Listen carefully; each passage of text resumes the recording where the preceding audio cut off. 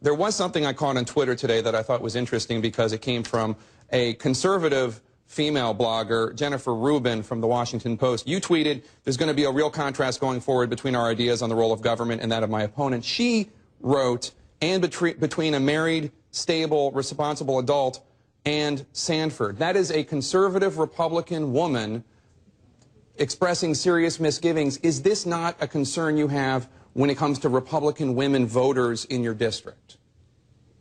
Well, I mean, what I would say is there were a lot of Republican conservative women that voted last night. And what they did was they decided to send me in as the Republican standard bearer, in this congressional seat. I think that last night was a big referendum on the very point that you make. And I'd also say that, one thing that I've consistently done through this campaign is to acknowledge the fact that I failed back in 2009.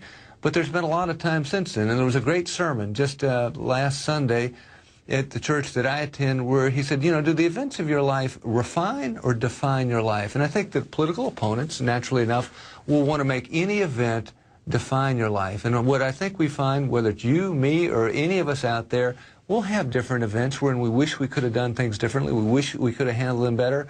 But in fact, they help us to ultimately refine our lives, make us that much better a person, maybe walk out into the arena of politics a bit more humble than we were before.